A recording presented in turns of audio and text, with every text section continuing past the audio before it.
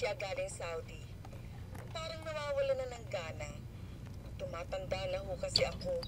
Baka ayaw na niya sa akin. Baka gusto niya ng mas bata. Pero kung sa pasigsihan lang, nagsimula ho yun nung bumalik siya galing Saudi. Parang nawawala na ng gana. Tumatanda na ho kasi ako. Baka ayaw na niya sa akin. Baka gusto niya ng mas bata. Pero kung sa pasigsihan lang, Lady X, may ibibigay pa naman ako. Kahit si paring niyo namin ang sabi mukha pa raw ho akong 20 anyos. Kung dalaga pa raw po ako, sabi niya, ililigawan raw niya ako. Pero 35 pa lang naman ako ngayon, Lady X. At saka wala naman po akong galis. Opo, Mrs. Natural lamang po yan na paminsan-minsan, wala pong gana si Mister. Pero wag naman po kayong mag-alala dahil babalik din po ang gana niyan. Pero Lady X, 2 linggo na ho Okay lang po yun. Yung iba nga ang pagpapahinga 1 linggo o buwan o taon. Okay? Mrs. Pansamantala lang po natin puputulin ng linya dahil meron po tayong incoming. DZYM, Radyo ng Tao. Yes, Lady X here. Hello, Lady X. I'm back. Yan ka na naman eh.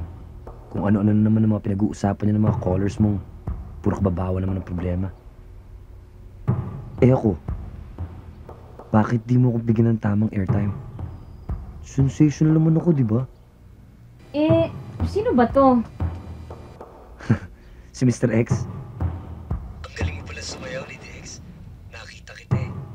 Ano nga ba? Shampoo ginamit mo? Ano bang problema mo? Wala. Ikaw naman. Kala mo lahat ng tumatawag sa'yo problemado. Baka ikaw meron. Wala akong problema. Talaga? Gusto mo bigyan kita ng problema?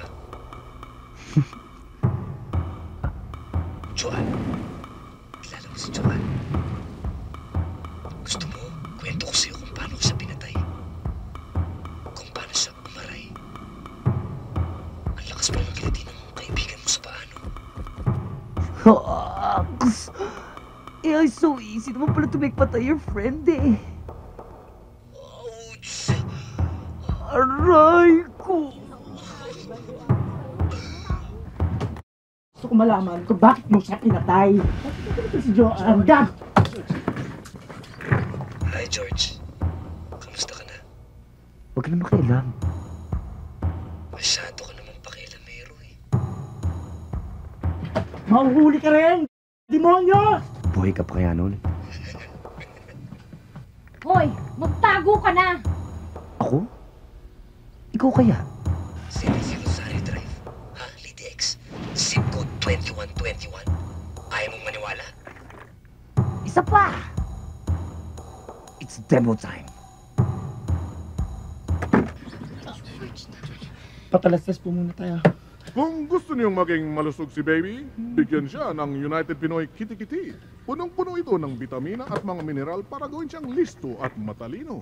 United Pinoy Kitty Kitty, ang secret weapon ni baby. Sinasabi mo ba? Sa loob ng disco siya dinukot ng killer.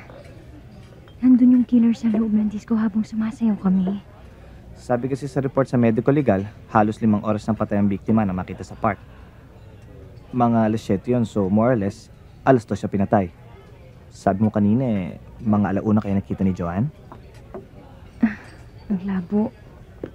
Posibleng hindi si Joanne ang target ng killer eh. Mila, ayaw kitang takutin.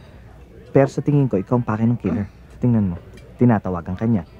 Mr. X ang gusto niyang pangalan niya. At saka alam niyang... Wow. Wow, labo, Sarge. Sorry, Mila, pero hindi ko pwedeng i-discount ang possibility yun eh. May nakaaway ka ba o nakagalit? Wala. At kung meron man, hindi naman siguro abot sa ganito. At ano naman ang koneksyon ko dun sa unang biktima? Wala. Pero posibleng isa yung killer. Kung makikilala lang talaga natin yung bangkay sa loob ng sako, mas lilinaw to. Ba't naman ako pa napagtipan ng Mr. X na yan? Umalis ka na dyan, habang may panahon ka pa. Trouble yan ate. Baka mahirapan kayo dyan, Miss. Pulis yan.